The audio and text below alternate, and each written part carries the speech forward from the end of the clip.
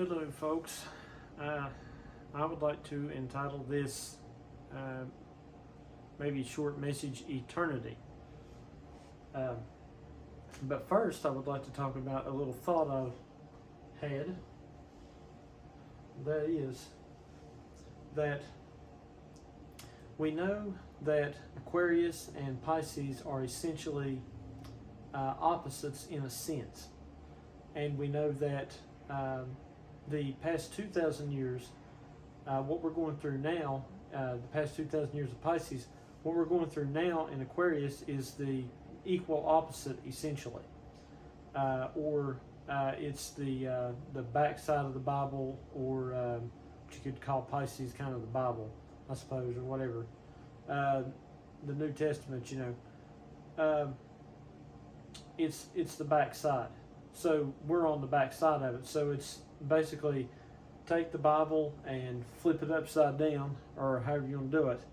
I think of it as there's a video game that I always like to play, and it's called Castlevania. And one of the games, once you beat the game, once you progress through the game and beat the game, the platformer game, then the whole game flipped upside down, and where you were walking on the floor through the whole game, the 2D game, you had to do everything upside down back through the game, walking on the ceiling, or as the ceiling became the floor. So that's basically what we're dealing with here now in Aquarius, is that everything, that the ceiling is now the floor, whereas the floor was the floor, now the ceiling's the floor, and we're going opposite. So anyway, to put it in game terms, it's like if you if you beat the level one way, and then you have to go back through the level the total backwards way and dodge all the stuff that you dodged going in. Say, like another Castlevania reference. Sorry, but there's this one level in this clock tower where you've got to go up the clock tower and dodge all the monsters and stuff, and then you get up there, and then you got to come back out. So as you come back out, it's the total opposite. You've got to go down and dodge all the bats and skeletons and everything. So that's what we're doing now. We are going the opposite way and dodging everything that we dodged coming in from an opposite direction. So let me explain a situation. But here's the mistake that I see people making.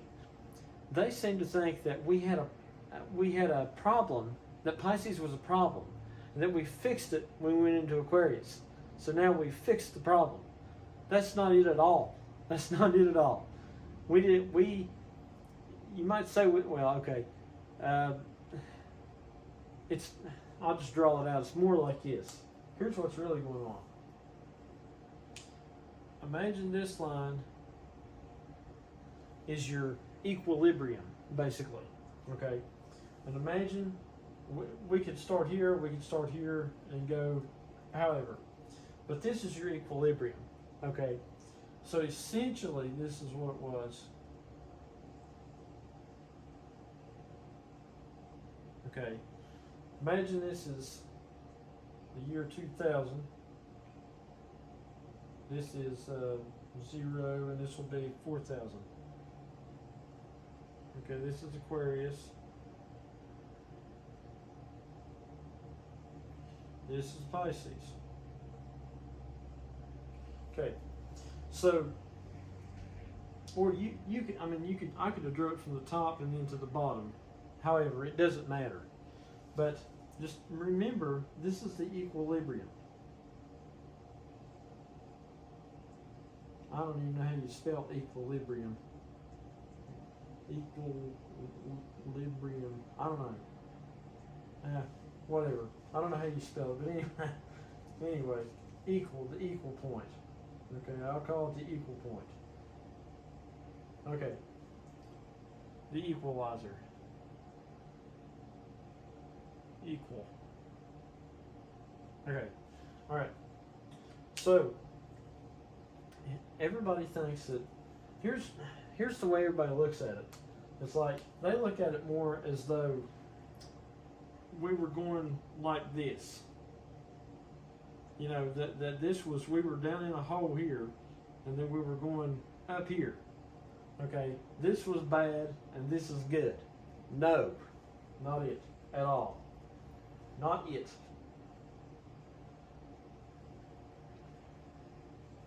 Here's what's going on. I give you an example of how this works.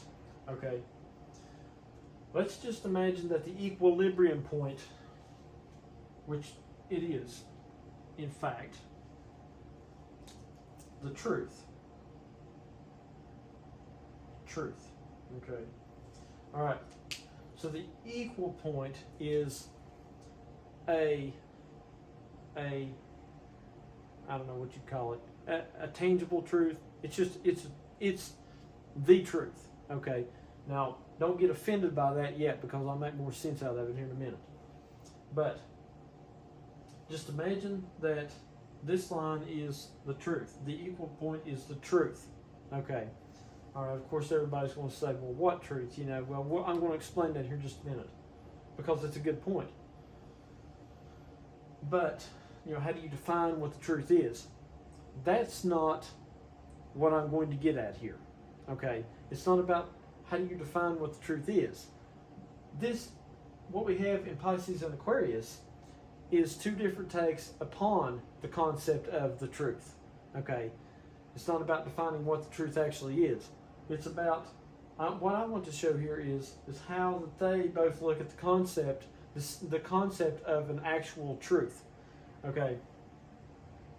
How Pisces looked at the truth was that the truth was something that must absolutely psychotically be upheld.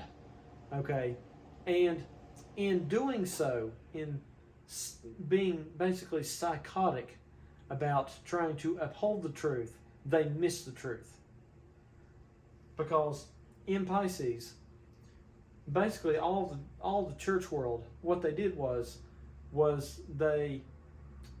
everything was about upholding the truth. You know, doing anything, beating your body with whips or whatever. You know, doing whatever you had to do to uphold the truth. Nothing was too much for trying to uphold the truth. And in the process of basically, you might say in a sense trying too hard, but I don't know if I would say it that way. But in their way of looking, that was just their way of looking at how to deal with the truth.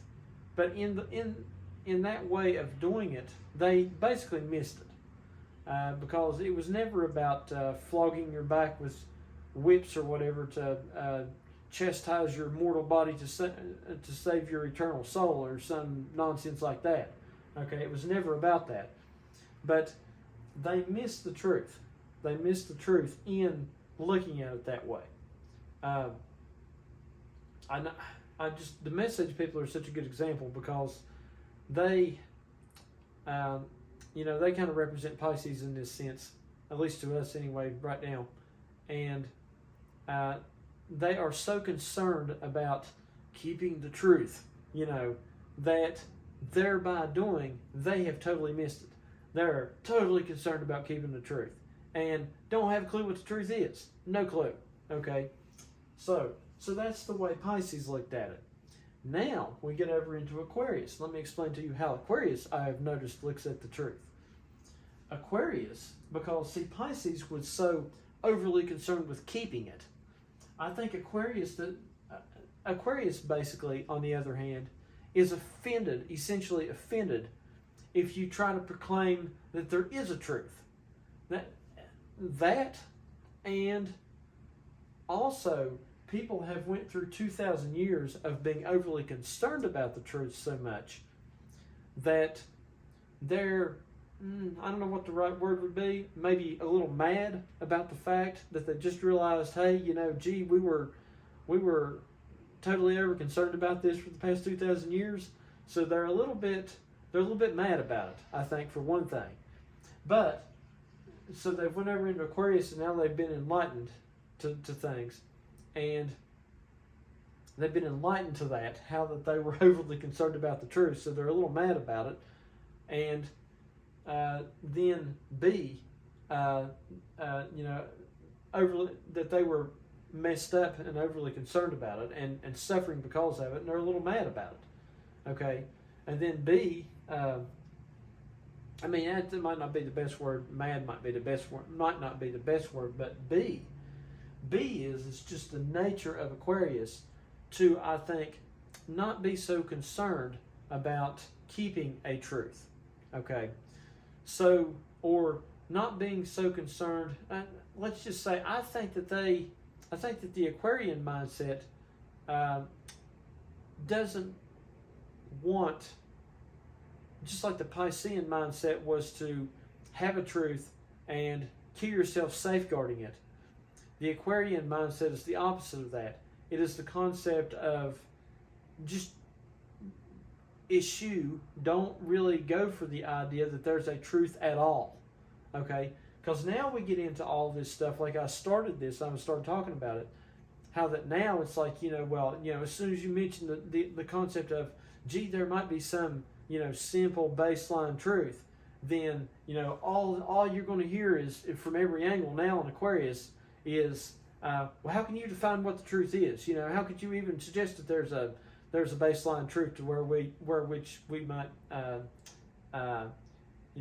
we might tie post something to. I've noticed that Aquarius does not like a tie post. They don't like the concept of a tie post of the actual truth, or this concept that there's an actual truth to where you could tie something to. Okay, that's just them. Pisces, that's just them. That's just how they are. They are super overly concerned about the truth, okay, and missed it thereby. Aquarius, on the other hand, and there's nothing wrong with any of these people. Nothing wrong with these ages, but I'm just telling what it is. Aquarius, on the other hand, is basically overly concerned, in my opinion, with making sure that nobody comes to the conclusion that there is an actual truth. And they have missed it just as bad. They don't have the truth either. Neither one of these have the truth. You can't. There is a truth. There is an equilibrium. Okay? It seems, I don't know the best way to put it, but it seems to me that in Aquarius, like I said, people think that they were down in the hole here and they went to heaven here. Okay? And in doing so, they think that the truth is, they seem to think that they're in equilibrium now. And it's, in my opinion, it's a false conception. And they, I got this basically from them.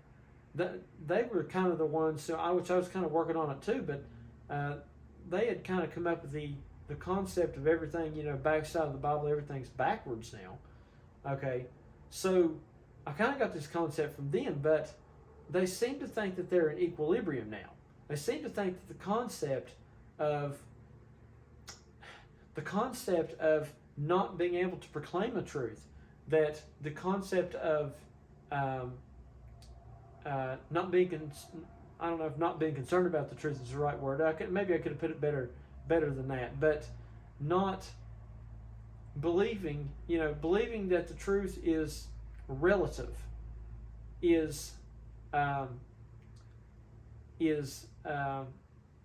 believe that is equilibrium, essentially. And I have to say that whenever I first got into all this, that was what I believed too. And then I had to start thinking about it, and I thought, well, wait a minute here. That's not actually equilibrium. Because if you went from being super concerned about the truth to not being, to being basically concerned that anybody would try to put a truth on you or try to say that there is a truth that you must go by, then that's the equal opposite. And that's what they've done. Let me try to explain that and make that as simple as I possibly can. And I'll say what I just said one more time in a different way of putting it, in the best possible way I can. Pisces was super into trying to keep the truth to a psychotic level. Aquarius, on the other hand, is very concerned about the concept that somebody would even try to suggest that there is a truth. So it's the equal opposite. And in the process, neither one of them have had the truth. The only point where the truth crossed the line was right here. The only point to wherewith that we ever really had the truth was right here. Okay? Which brings me to my message. Like I said, I would like to entitle this the entitlement. The title of this message is Eternity.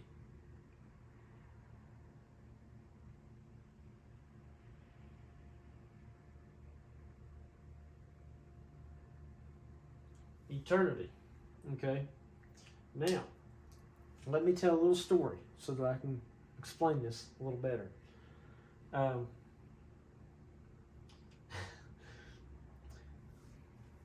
There was a show that used to come on TV, one of my favorite TV shows. Yes, you can insert Brother Cook war joke here. But, because I preach the war messages, well, gee, you know, I like war TV shows, I guess, right? But anyway, there used to be a TV show that come on back in the 60s that was called Hogan's Heroes. And for those of you who have not watched it, what it was about was about these prisoners. It was about World War II and these POWs, these Allied POWs, were in a German prisoner of war camp, and or a Stalag, and the commandant or commander of the Stalag, I guess commandant means commander, I don't know. Anyways, he was the head of the prisoner of war camp, the German prisoner of war camp. The German head of it was, for lack of better terms, a bumbling idiot to some degree. And he was just kind of a joke. And the whole point of the show, I think, and I think it was a very good point. I never heard anybody say this, but I think it was somewhat to show that the regular average German in World War II was more concerned about saving his own skin than he was about the grand ideas of the regime at the time. You know, I think when it come right down to it, they would rather have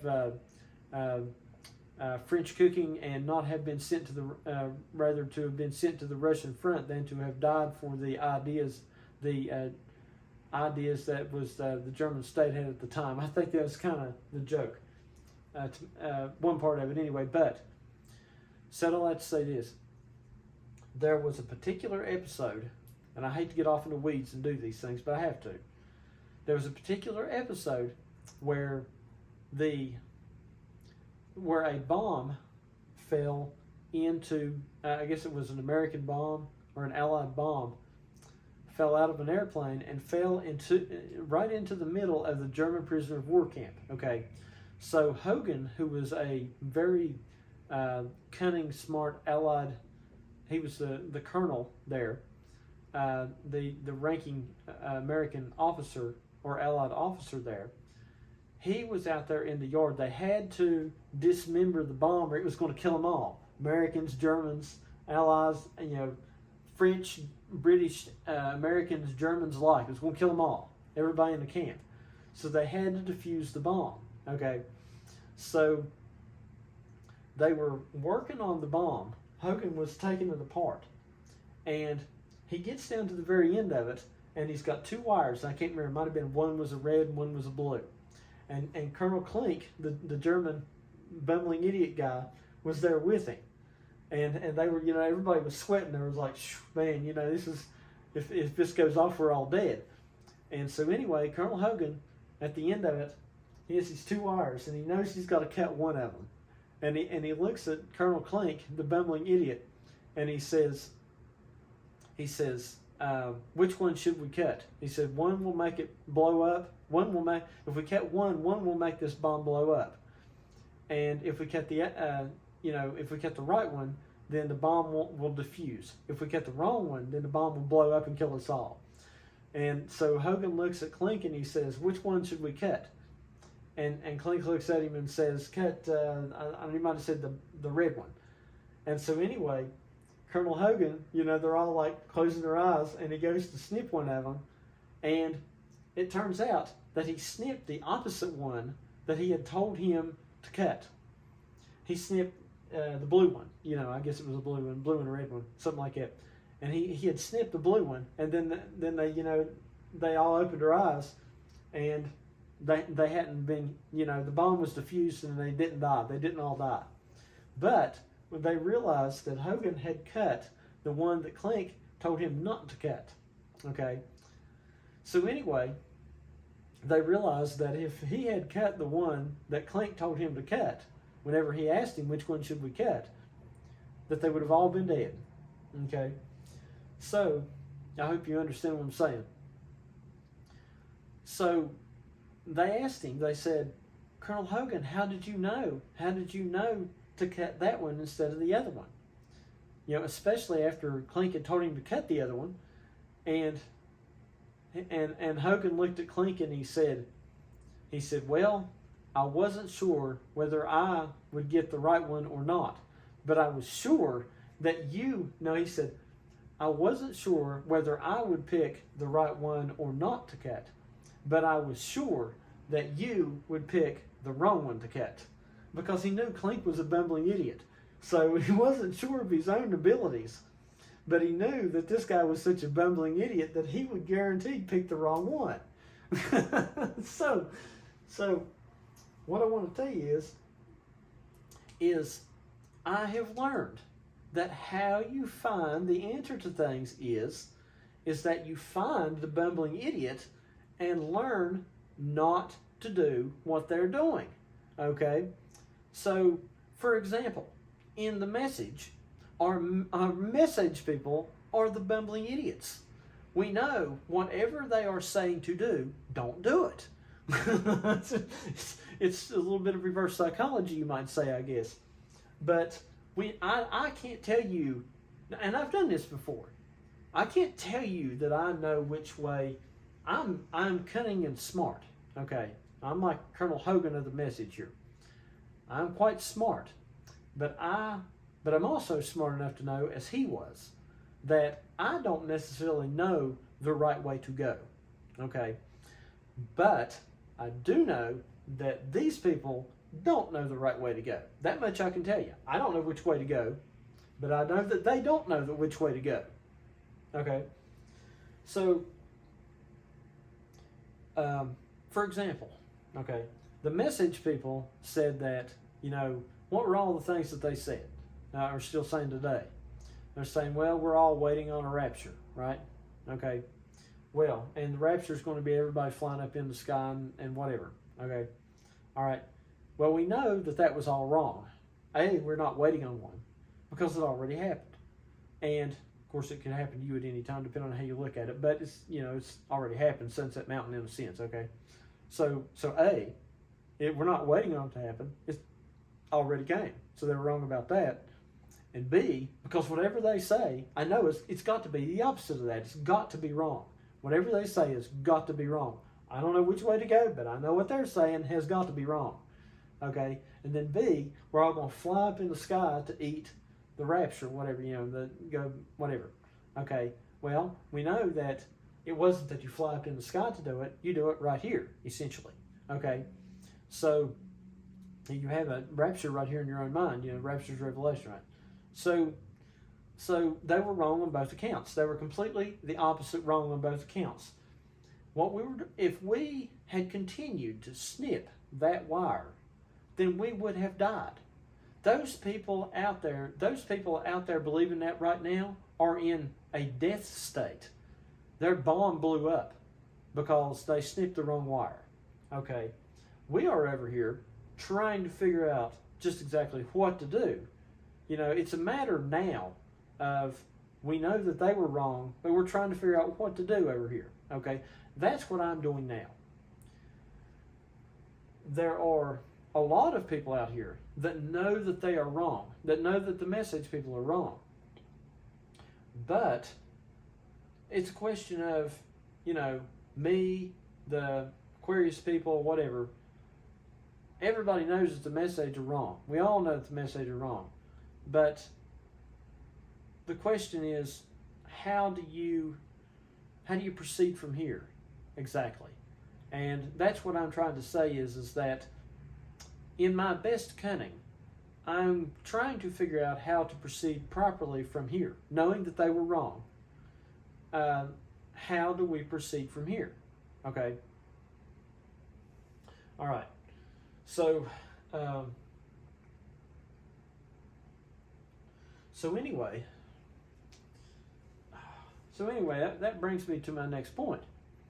I haven't really heard anybody, to some degree I have, I suppose, people using reverse psychology on trying to figure this out.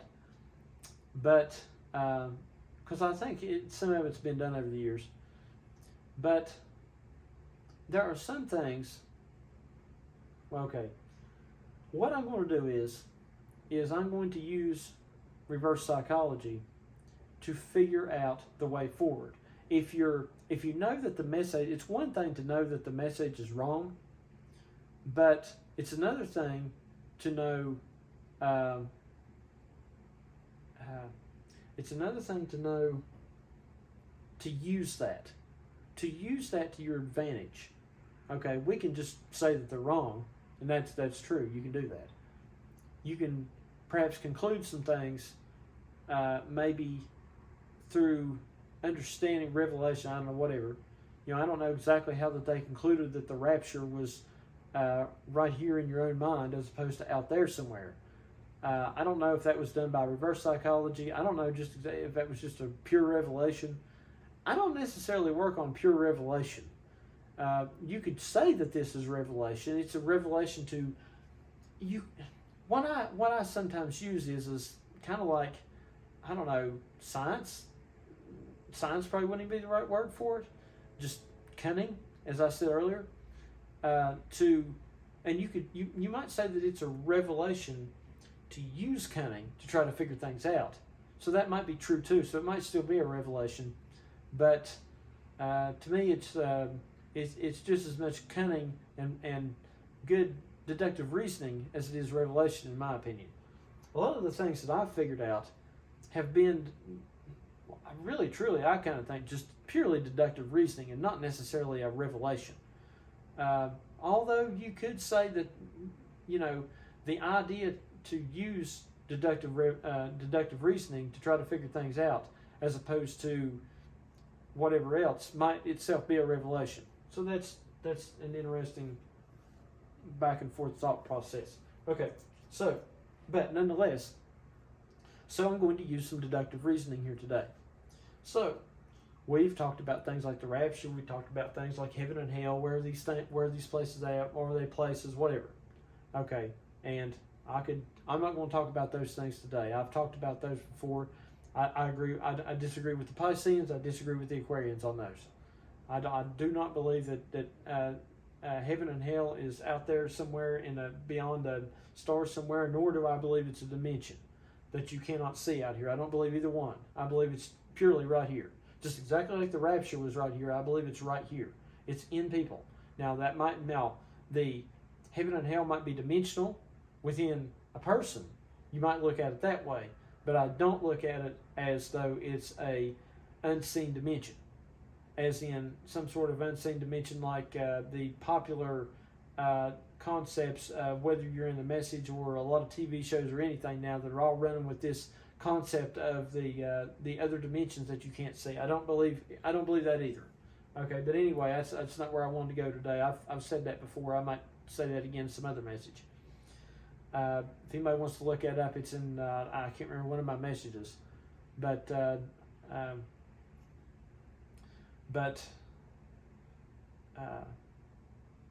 basically, I just believe that the dead people, the dimension of the dead people, are us. We are the dead people. Essentially, we are the living. People don't die. They used to, that's another misconception. People dying. People don't die. There is no death. Okay, people's going to die and go to heaven. That was a Piscean misconception essentially. And then they come over into Aquarius, did the same thing, and created a new heaven, a new place where all the dead people are at, and it's some other dimension. And I don't believe that either. Bob Marley in one of his songs said,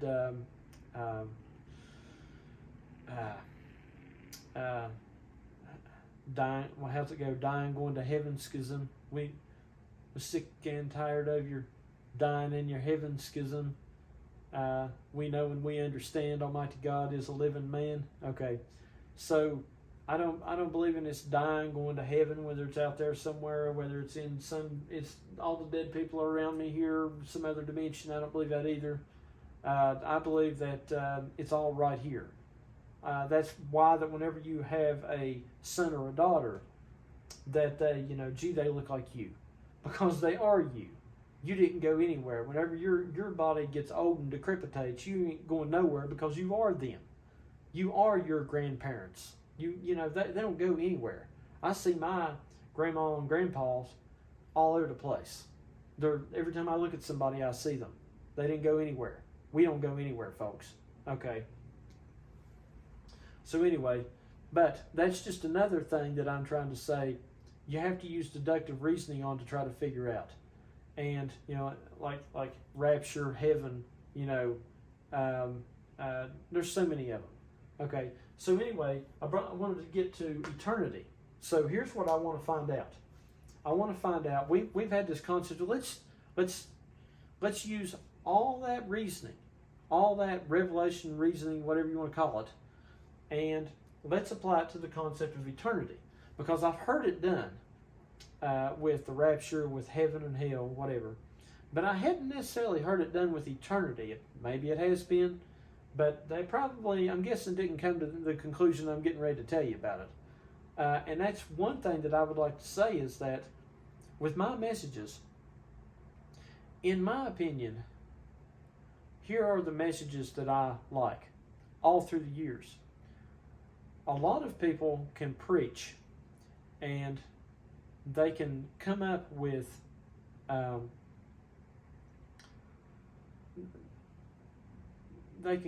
usually it's people saying the same thing that everybody agrees with. If somebody gets up and says the same thing that they've said for 100,000 years, then everybody will get up and say, "Oh yeah, that's the truth," and then walk out and I'll be happy. But if you get somebody who's come up with something that nobody's ever heard before, then a lot of people don't usually like that. Okay, so that's what I want to do. Whether you like what I'm saying or not,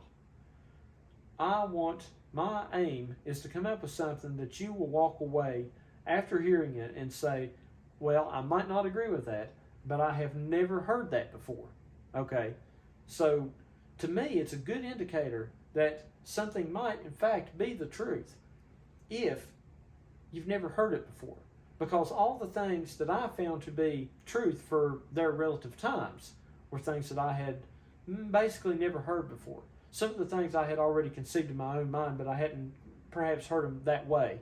But like the third coming message, I had kind of conceived that to some degree in my own mind before I ever heard it, but I hadn't heard it quite that way, so it was a different way. But nonetheless, it was something that, in a way at least, I could say I had never heard before. So, and of course, we know the rest is history. The third coming, it's an accepted fact, truth now.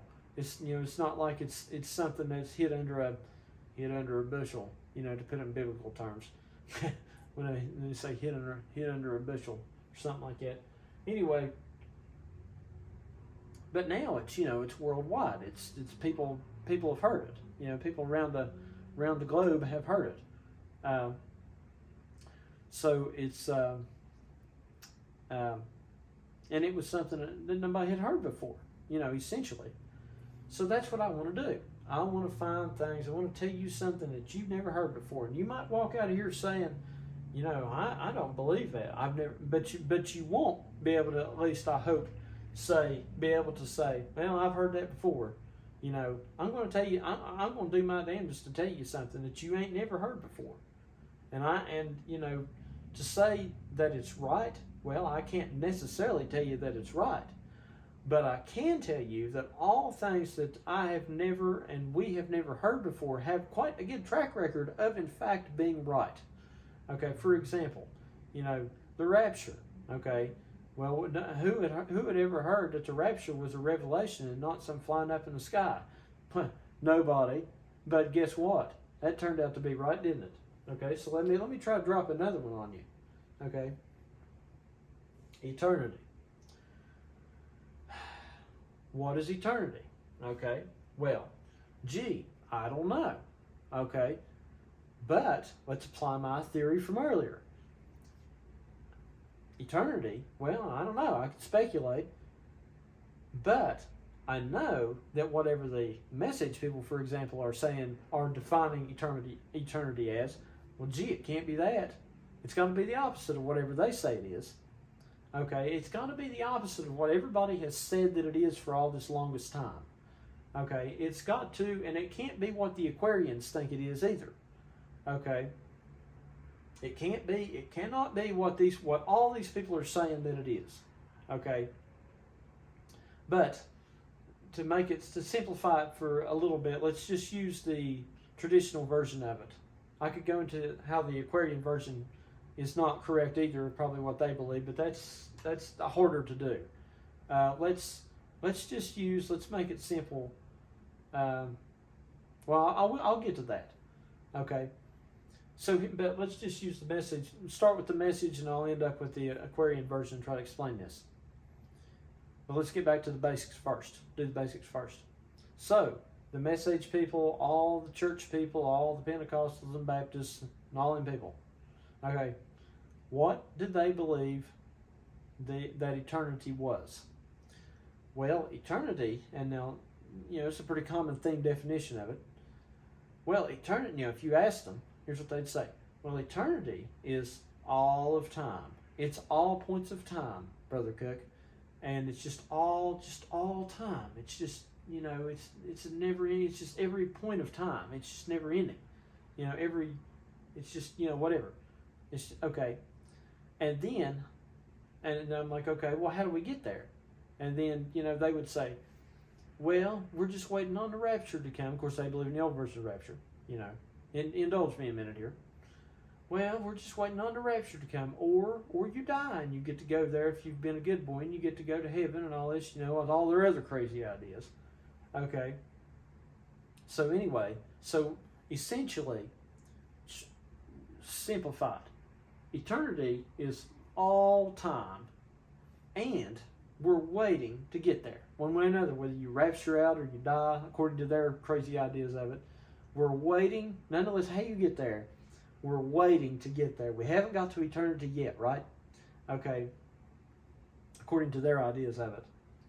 And then we are, then it's all time, you know, okay. So I know that must be wrong. All that must be wrong, okay? Those two things must be wrong about what eternity is. I know that because, you know, apply the concept. Then Aquarius, the Aquarian side of it would say, well, we've already entered eternity and we're already there and we're there now. Okay, I'll get to that. But let's do this first, because that's wrong too. Never heard that before, have you?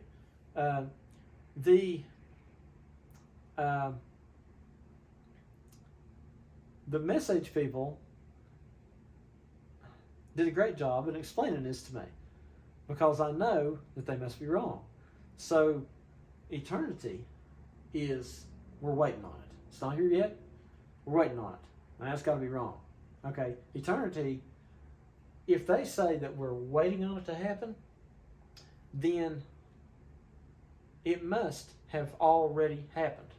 It must have already happened, because And the Aquarians would say, well, that's exactly what we said. Well, that's kind of true. But here's the next point. Eternity is, the message people would say, all points of time. Okay? It's essentially, I mean, indulge me here, it's essentially all time, all points of time. Okay?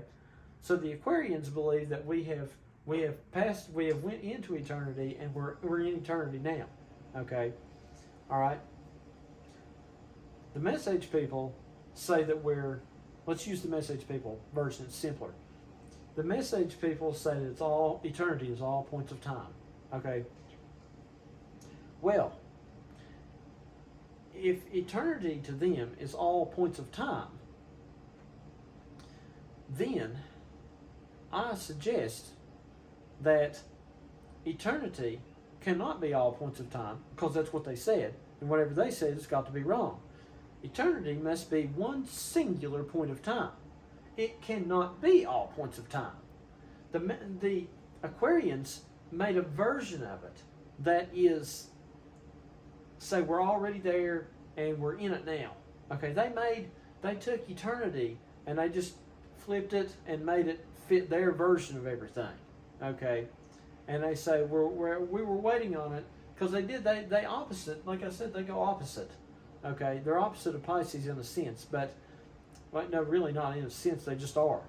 But they took it and made their own version of eternity. They kept the concept of eternity being all points of time. And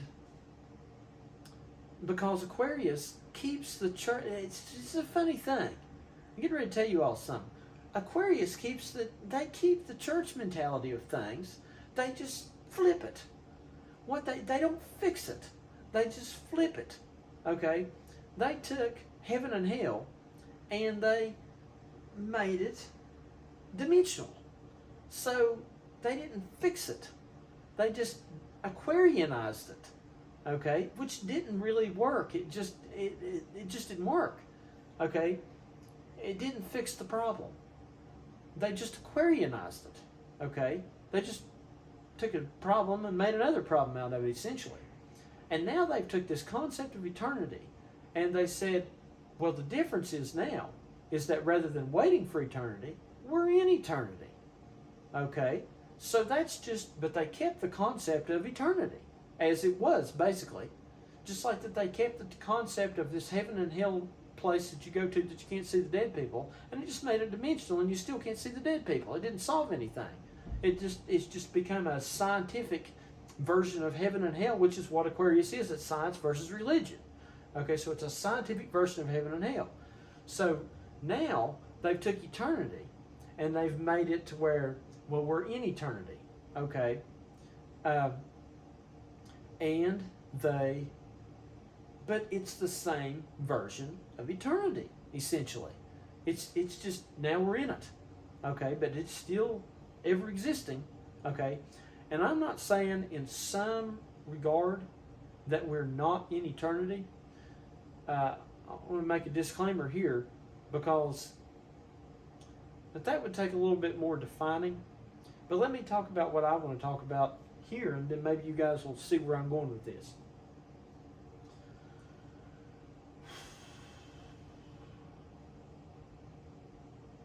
Because in a sense that is true.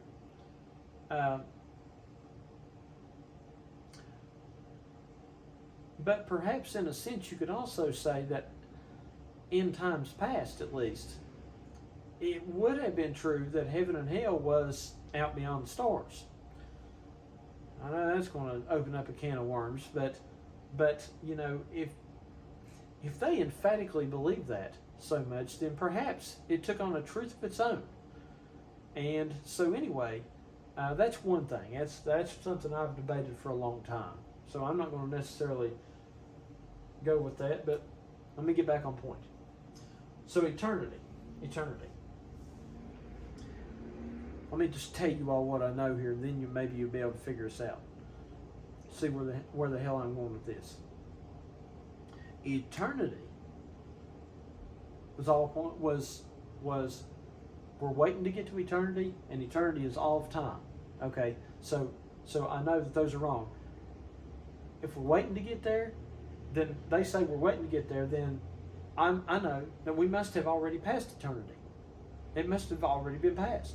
We must have already come through eternity. Okay, it must have already happened. Because if they say it's going to happen, then I know it had to have already happened. Okay, and B is they say it's all points of eternity is all points of time, then I know eternity must be one singular point of time. Because if they say it's all points of time, then it must be one singular point of time. Okay, so I suggest, based on the deductive reasoning and evidence that I have seen, here's the conclusion that I have drawn. Based on not knowing which way to go, but knowing that what they say must be wrong. Okay. We're looking, eternity must be one singular point of time, and it must have already happened. Okay. And we must be already beyond eternity. And I'm not talking that we're still in eternity and that Aquarius is 2,000 years of eternity. No, I'm not saying that. I'm saying that eternity has already come and gone, buddy. I'm telling you, it's already been here, and we all missed it. We all missed it flat, buddy. Just like we missed the rapture. We missed the rapture, okay? But, of course, we got into the rapture. So, you might say that you can get into the understanding of what eternity was, but see, it's like was said about the rapture itself. You know, it's like just because you missed it don't mean you can't still get it in some sense. So you still get raptured even though you missed the rapture in a sense, because you know the rapture was what, Sunset Mountain 1963 or whatever, right? Okay, well, you know, and then we didn't even know what the hell that was until 50 years later, right? So whenever, you know, but we were all there, okay, whatever, however you want to look at it. So, but you could say, well, we're getting the rapture now. Well, that's kind of true, but really we missed the rapture. The rapture was in 1963. Okay, so you could say, well, I'm getting the rapture now, but really we missed it. And you could say that you're in eternity now. That wouldn't be entirely wrong, but there on the same hand, we missed eternity. We're not in eternity anymore. We're not in the rapture anymore. The rapture's over. We're not in the rapture. The rapture was 1963. We're really beyond the rapture, and we are beyond eternity. We've been to eternity, and now we're going starting back over the other side of the mountain now. Here's where eternity was at. As far as I can tell, I conclude that eternity was one singular day, one singular minute, one singular second. It was not all the seconds and all the minutes and all the hours of time and all the days and all the years, but was rather one single second of one single day of one single year. And here, my friends, is where it was at. It was right here. Whenever Pisces switched to Aquarius and we went and everything flipped over, the day that happened, as far as I can tell, had to be the point of eternity. That is the eternal point. We were waiting for eternity till we got to here. Now everybody over here is saying we're already in eternity. Okay? Wrong. These people were waiting for eternity. Well, you might say they were right, in a sense. You might say they were both right. You could say they're both right, they're both wrong. But these people were waiting for eternity. Okay? Now these people say that they're in eternity. Say that they're not waiting for eternity. Okay? Say that they're in it. Well, no, we're not in it. We're not in eternity. Eternity's already come and gone. We're not in the rapture anymore. We're not in eternity anymore. Okay, the eternity already came and gone. We're not in that. Everybody over here says we're in eternity. Everybody here says we're waiting for it. Everybody over here says we're in it. But we are not in it anymore. We are not in eternity anymore. Eternity's already come and gone. Eternity already happened. It happened, and they said, you know, supposedly it's the year 1997, roughly year, 1997. Supposedly that's one theory. You know, maybe I'm off a couple of years here. I don't know. Maybe the astrologers are off a couple of years here. I don't know. But somewhere in this area, there was one day, one single day of eternity. Eternity is here. We lived through eternity and never even knew it. We lived through the rapture. Well, you know, in such a way, you know, especially the ones that were alive then. Okay, we were all alive, but however you want to look at that, they all lived through the rapture, never even knew it.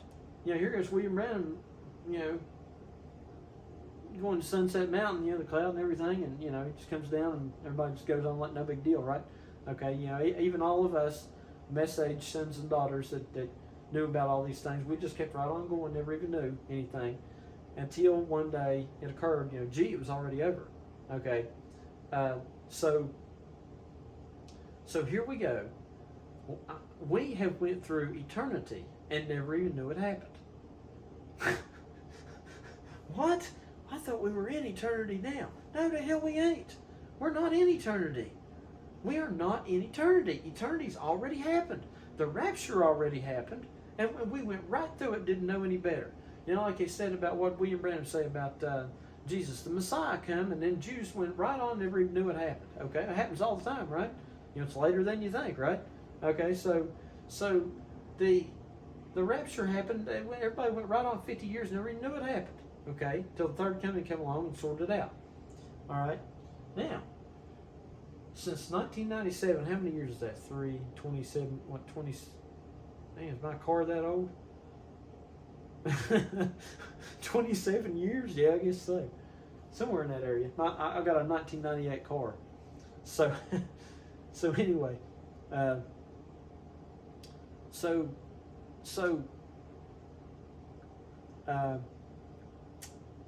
anyway, we went into eternity and went back out of eternity. The eternal point was right here. So we are probably 27 years past eternity. We're not in eternity anymore. Everybody that says we're in eternity now, that's wrong. That is not the equilibrium. That is the Aquarian version of everything. They think, you know, gee, these guys are waiting for eternity. Essentially, they don't have any eternity. Okay, and then Aquarius comes along and says, oh, well, we're all in eternity right now. Okay, well, that's not right either, because that's not in the equilibrium. The equilibrium is essentially this concept of that neither one is right, that you have two opposites and neither one are right. Pisces was looking for eternity, but they weren't in eternity. Aquarius believes that they are in eternity. Okay, neither one of them is any good. One is just as bad as the other. And everybody thinks Aquarius is great. It's a great thing right now. It's not. It's no good. Okay, it's not any better than the Pisces. I'm not saying they're bad, but it wasn't any better than the Pisceans was any better than the situation they were in. Okay,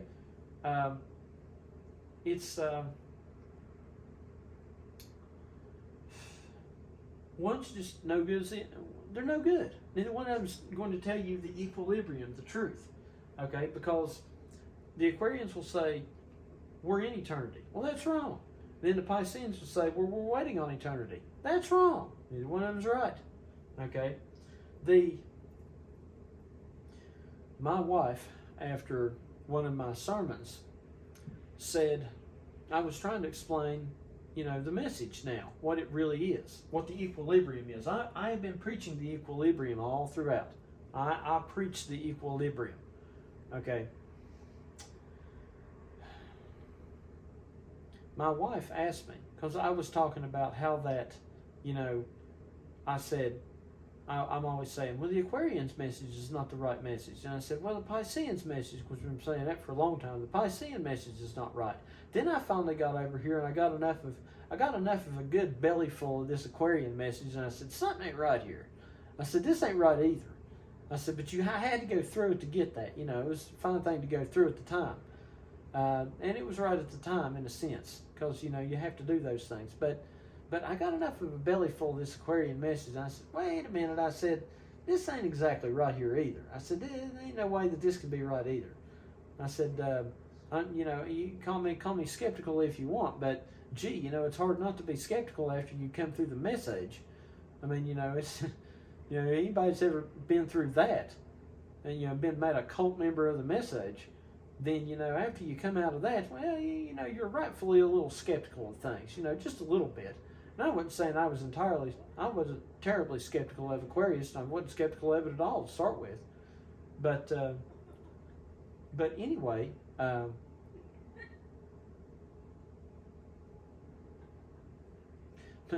But anyway, but you know, gee, you gotta learn from things. You can't just say, well, the message, you know, I come out of that, and then you come over here into Aquarius and say, oh, well, this is the greatest thing ever. Well, that's not the way I'm going to look at it. I'm going to come over here and say, okay, I just, you know, trust but verify, right, Mr. Reagan? You know, okay, well, yeah, okay, yeah, but gee, wait a minute here. I don't know about this, and it kind of sounds like it's got odds of the way the Pisceans look at it, just in the opposite direction. You know, it's just you know, I think I'm deductive reasoning again. You could say, is that revelation? Well, maybe deductive reasoning, whatever. But where was I at? What was I going to say? I had something good to say there. Oh yeah. So my wife is like, well, what is the message? You know, I was preaching about how that the Pisceans were wrong and the Aquarians were wrong, and you know, but I didn't say, well, you know, what's the message? If all I can do is say the Pisceans are wrong and the Aquarians are wrong, then you know, what is the message then, right? You know, it's a good question. My wife, after I preached one of the sermons, my wife says, well, what is the message then? And I said, the message is that the Pisceans and the Aquarians are wrong.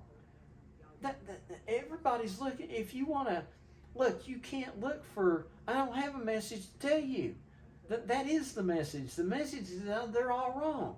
That the Pisceans are way off on this side, and the Aquarians are off on this side, and that the equilibrium is that neither one is right.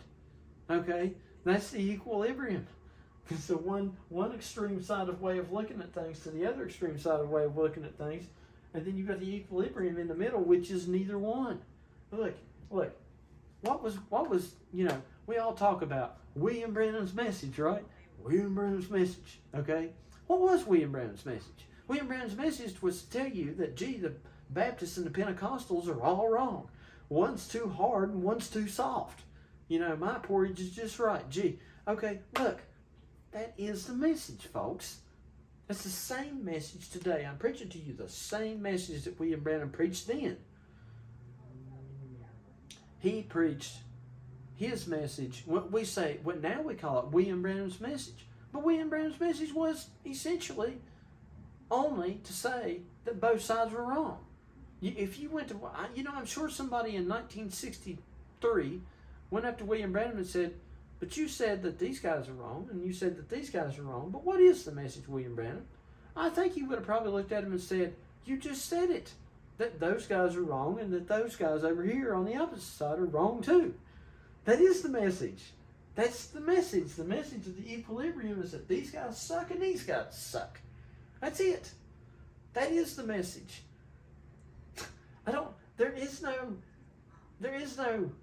The message don't work like that. Everybody's looking for some.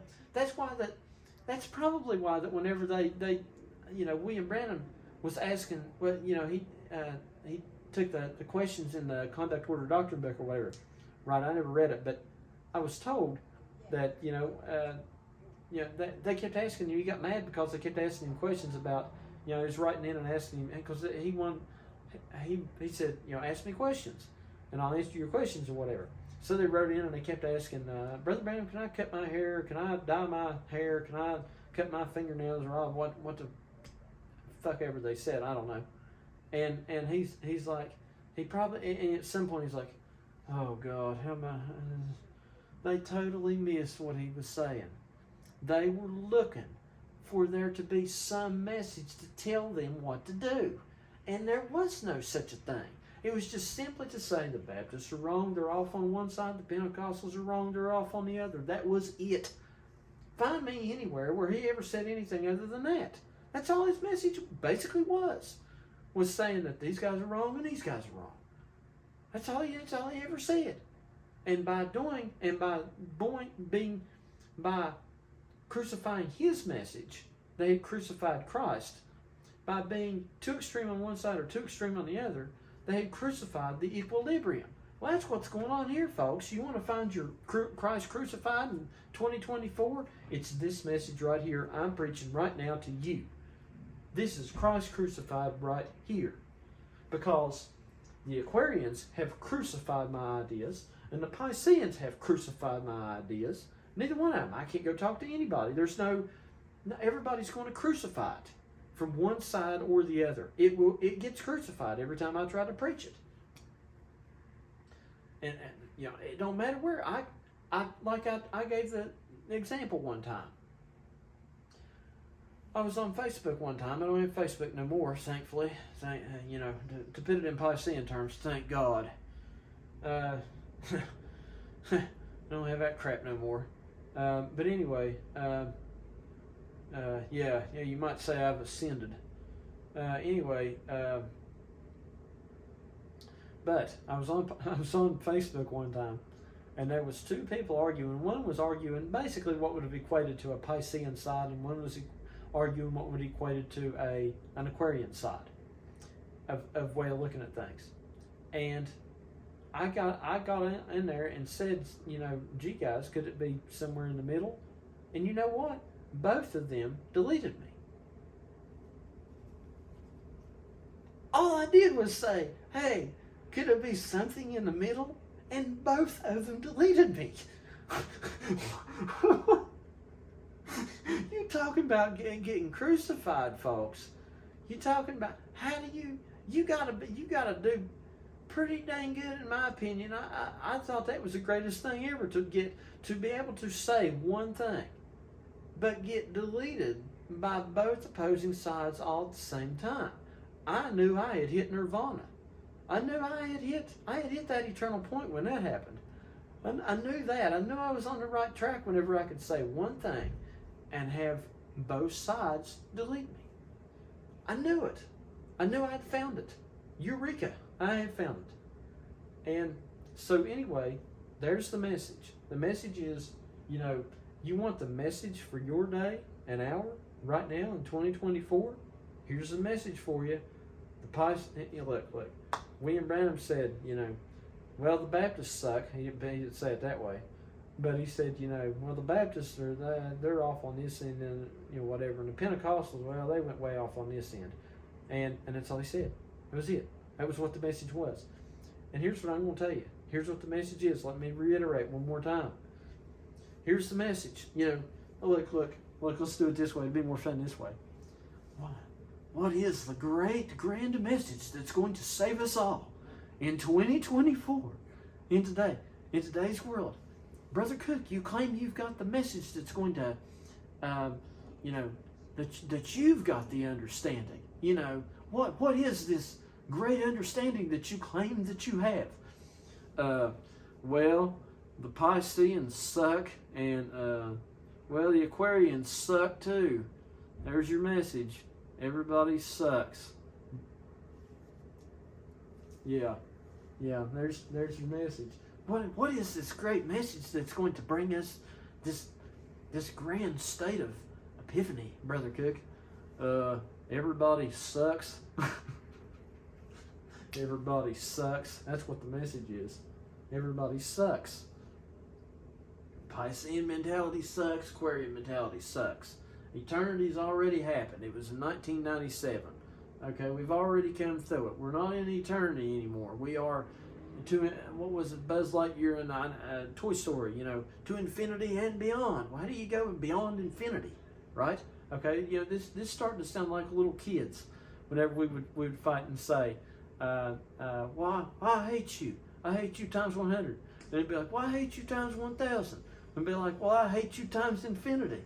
And then the other one would be like, well, I hate you times infinity and beyond, or whatever. Is this what it's come to? I guess it's what it's come to. It's come to like little kids fighting, So you can go beyond eternity. Well, everybody thought we were not in eternity, and we were waiting to get to eternity, and once we were in eternity, we would be in eternity for all time's sake. No, because that's what they said.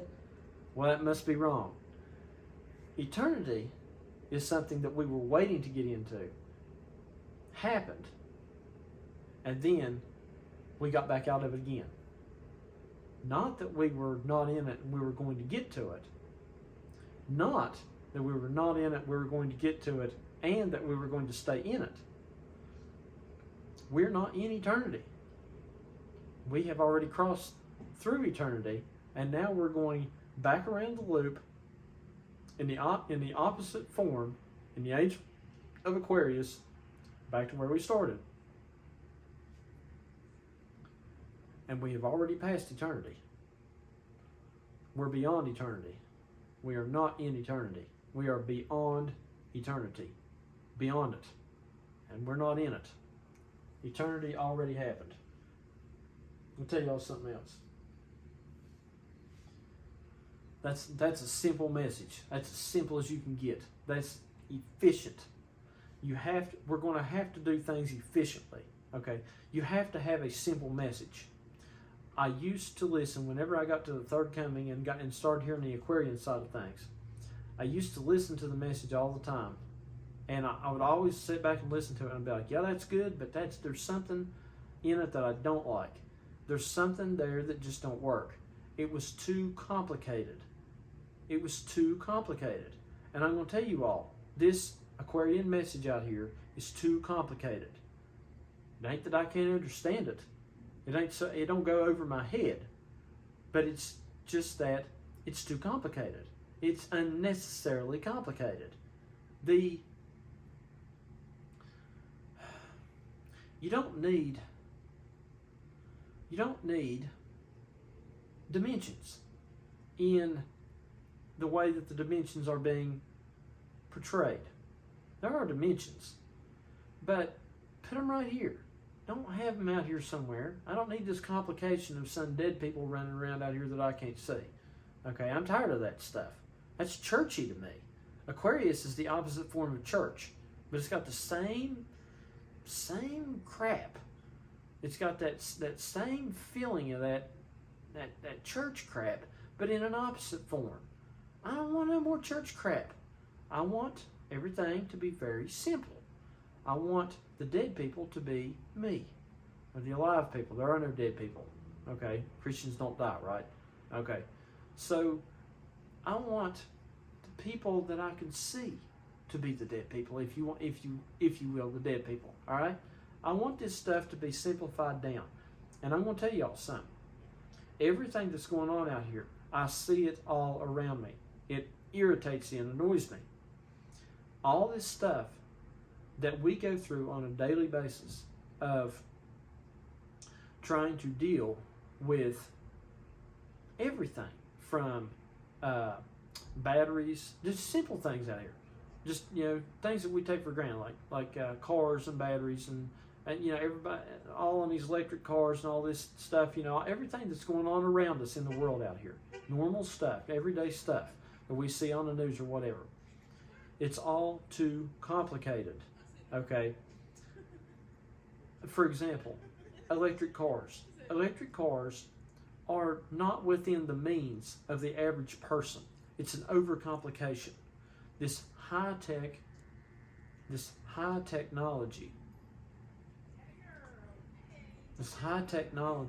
that you got to have to run those things.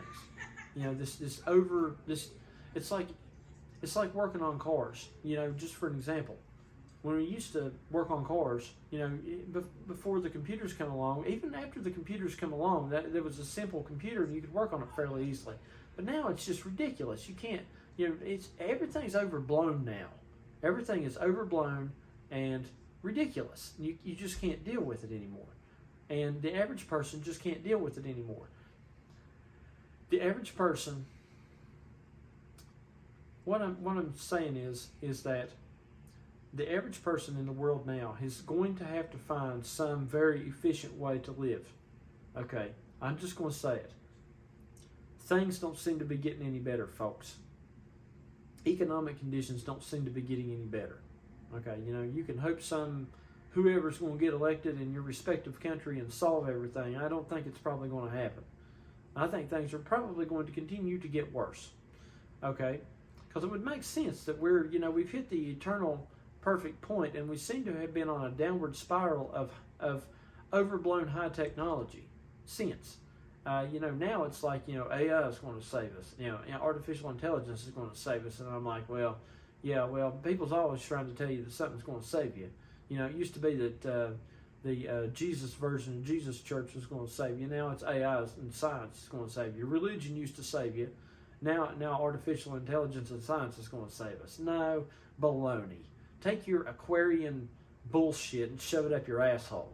Okay, take your science saving us, and your AI, artificial, Aquarius religion crap, and shove it up your asshole. Okay, I wouldn't no more believe that than I would if somebody come in here and told me that I needed to go be baptized in a fucking Baptist church. It's ridiculous. Take all your garbage, take your Aquarius religion crap, take your Aquarius science religion crap, spare me. Take it. I don't want it. That's going to, you talk about a way that'll lead to destruction. There you go. Religion was what used to lead us to destruction. They said religion, narrow is the way and wide and few go therein and blah, blah, blah. But you need to come down to the Baptist church and get saved, and you won't have to go that way, right? You won't have to go the way to destruction. No, the Baptist church and going down there and going through that crap, nowadays at least anyway, that would be destruction of a man's soul. Would be to go get baptized in the Baptist church. You want to destroy a man's soul, go get him baptized in the Baptist church and find out what happens to his soul. It'll be destroyed. Okay, and the same for all this Aquarius science stuff. This is destroying. It all works in terms of economics, people. You're going to have to live efficiently, but not overblown. If you try to live this way, you're going to end up creating problems. This high technology is going to create problems for you as an average human being out here. Okay, and I'm sure some people have figured this out, that if you try to go too high tech with things, and you're just going to end up creating problems. It's as simple as this. We know that if you over high tech things, then you end up creating things that A, you can't work on, and B, tend to fail because they're too over engineered. That's as simple. Anybody would know that. Anybody, I don't care what sign you are, I don't care what age you're in, anybody would know that. And that's exactly what's going on here with Aquarius. It is over high technology. Okay, and this Aquarius message is the exact same thing in a message form, is that it's overly high technology. It is killing you. It is leading you to destruction. You go into a Piscean church, they'll lead you to destruction. You go to an Aquarian church, Aquarian for lack of better terms, an Aquarian, whatever you want to call it now, Aquarian non-church, anti-church church, it will lead you to destruction. It's all destruction. That's how it works. What was that I said once about, to give you a scriptural reference, something about fads or something. It was something about the age. Do not be conformed to the present age or something. I can't remember what it was. See, I just don't care so much about the Bible anymore, but I still remember some of it. Because I find more interesting things in what's here now as opposed to what we had thousands of years ago. I know I'm the history person, but I've moved more into the here and now. And I can watch TV and get a better message than I can get from reading the Bible. I just live now. I just live. I just go down the road and listen to the radio. I don't care if I get my 3 chapters of the Bible in. I don't care if I listen to William Brown. I ain't listened to this crap for years. For months. I just look. Just let me live. If I need a message, I'll get a message. Okay. I don't even need one. It just happens. So here I am. I ain't trying to push something. I'm just telling you, this is what I just live and see it. I can't avoid it. So, but anyway, do not be conformed to this present age or something like that. This present, I can't remember what it was. But anyway, it's like, just, if you're conformed, I would just say this: don't be conformed to all this Aquarian ideology. Don't be conformed to Piscean ideology. We knew that, but don't be conformed to the Aquarian ideology. You're going to end up right in the same boat you were in the Piscean version, just the opposite, just an equal opposite problematic version of it. That's what it is. Anyway, but I'll end on this note. Talking about doing things, watching TV and getting a message from it. For example, I like to watch wrestling, and recently we had WrestleMania 40 in the month of April, and there was some things that went on there. And I know that these things, even wrestling, for example, just wrestling, wrestling's the biggest spectator sport in the world. It means something, right? I'm pretty sure it's the biggest spectator sport in the world. And, the WWE. And so anyway, and not only that, as I recall, I looked it up, the World Heavyweight Championship belt started in 1963. So, gee, what do you think, Eric? You think maybe there's something to do with it? So anyway, but wrestling.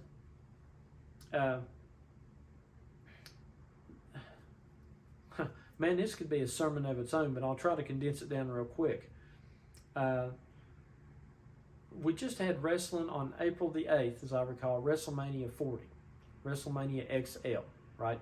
So what we had was we had the tribal chief, Roman Reigns, had been, who had the wise man, Paul Heyman, with him, had been the champ for years. And I kind of preached on this once before, but the tribal chief. And so anyway, a couple years back, well, let me just say this. Who do you think these people are? The tribal chief, who's the message tribal chief? The message tribal chief has been, who's the great white chief out here in the message, the great white third coming chief in the message, the Indian tribal chief of the message. I mean, come on.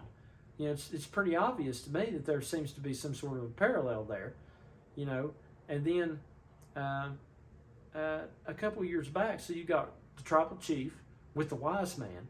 The wise man represents, I believe,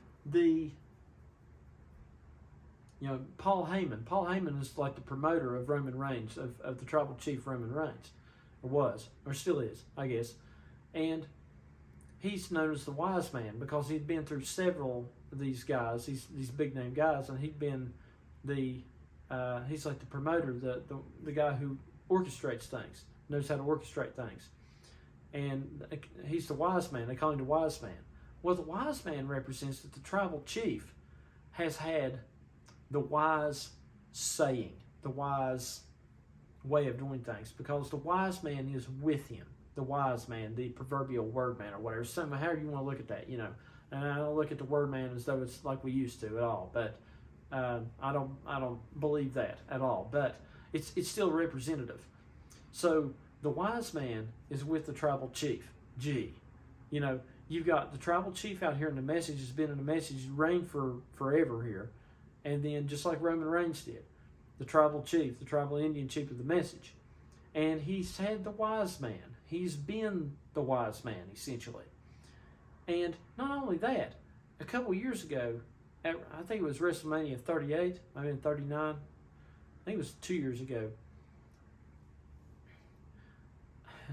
the wise man, Roman Reigns, one of his greatest enemies of all time was Brock Lesnar.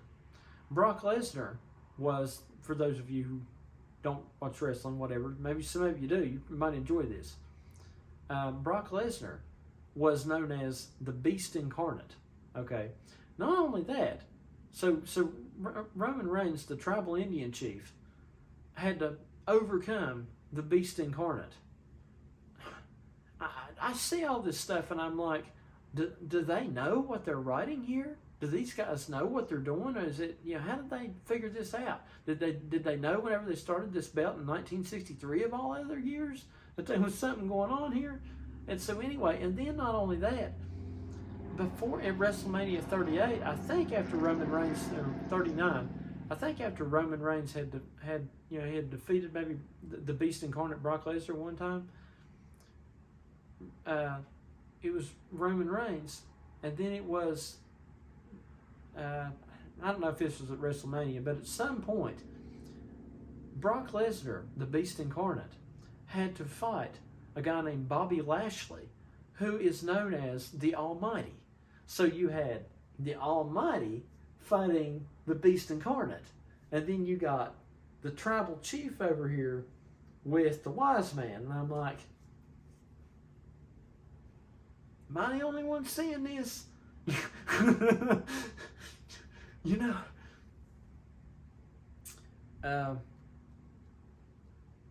So anyway, and then at WrestleMania 40, Roman Reigns, the Tribal Chief, was dethroned by a guy named Cody Rhodes.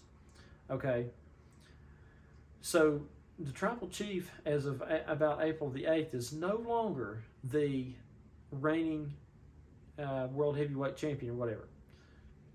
That was also, as I recall, the same day that the eclipse went over the United States. Okay, it was on April the 8th. That eclipse went over, right square over Jeffersonville, Indiana, and basically over Dayton, Ohio. Okay, so at the same exact time that the Tribal Chief got dethroned, an eclipse went over Jeffersonville and Dayton. Okay, so I wonder if perhaps the era, because now they've come out in the WWE and they're talking about how that there is it's a new era in the WWE, So I just wonder if those two things that did not say significant, weren't significant in trying to say that there's a new era forming in the message too. That maybe the eclipse, maybe the age of Jeffersonville and Dayton, maybe those ages are over now. I say that now, be around for another 50 years. But anyway, that maybe those are, maybe it's just to say that the days are waning on those. And maybe we're going to go into something else now, something different. And, sorry, I had an ambulance going by.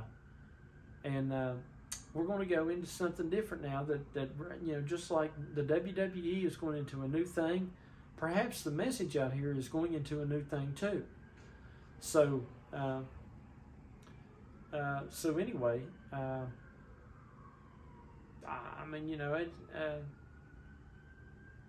Roman Reigns will go down as one of the greatest reigns in all of, the Tribal Chief will go down as one of the greatest reigns of all time in the WWE, and so will this message that we have had with the Tribal Chief, the great white Indian chief of the message right now. That will go down as one of the greatest reigns of all time. Like they said that only like people like Hulk Hogan and a few others had ever held the belt that long before.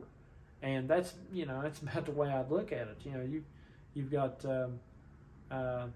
it's one of the greatest reigns of all time, but maybe it is coming to an end. Maybe in some sense. Now you still got what they call the bloodline of the Tribal Chief is still pretty prominent in WWE. So I'm not saying it'll be out of commission, but maybe it's going to change some.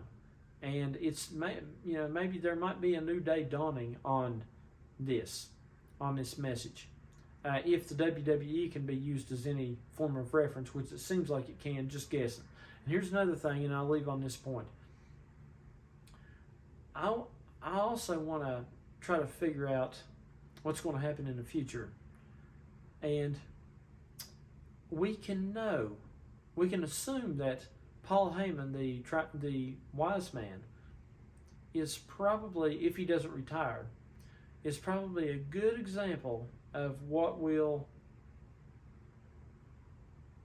happen in the WWE next, because wherever he goes to, whoever he goes to be the wise man for, you might suspect that that might be a representation of where or whom, in a sense, that the message is going through next.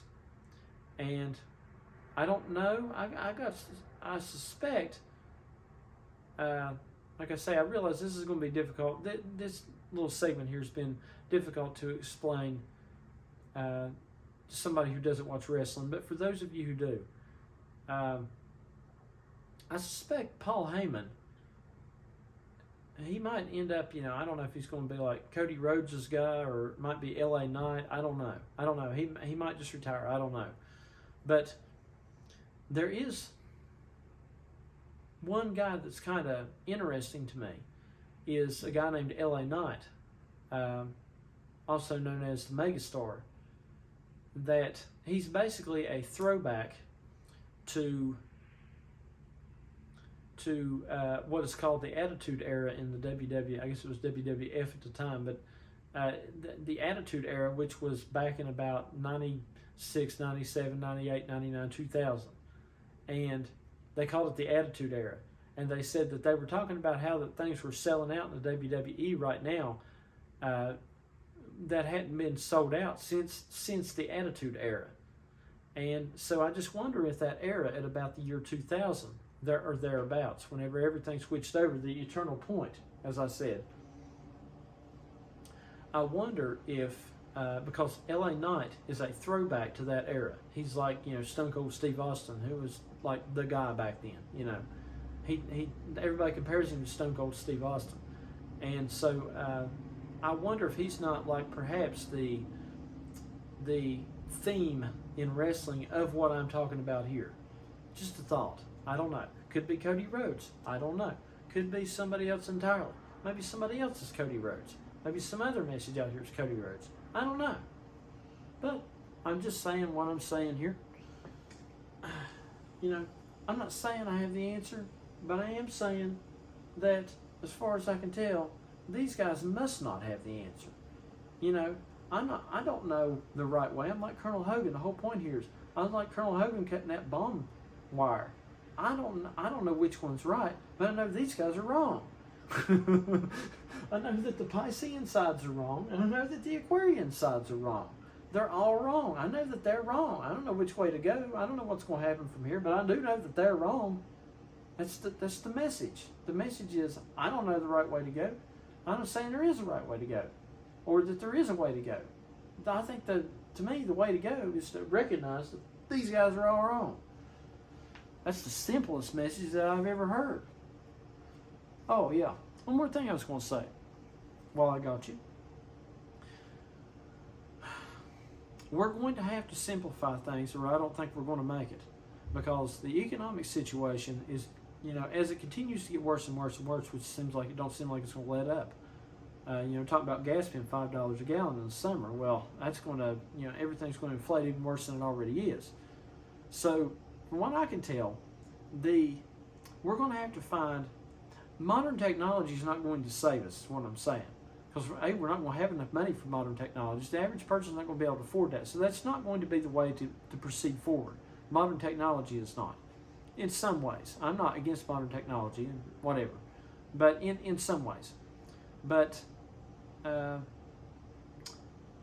I'm saying is the way that they're putting it out there as the savior, whenever gas goes to $5, they make an electric car sound like it's the savior of humanity whenever gas goes to $5 a gallon.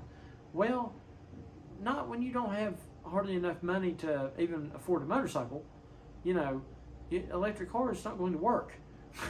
So it's just not feasible. It's just not, it don't work for the average person. And the average person is going to have to find a effective way to get through this. They're going to have to slim down, I think, is the way it's going to work. And I think that's what we need to do with the message. We need to not expect that Aquarian high technology and high understanding is going to be what's going to save us and get us through this. I think too many people are wrongfully reliant upon that. But like I said, I'm not totally against modern technology, but that's not going to be what gets us through, essentially. I think it's going to have to be a slimmed down message. We're going to have to slim down the way that we buy things and do things, and we're going to have to slim down the way that we slim down the message and simplify it and make it not so high tech. And that's going to be the way that we're going to get through, I believe.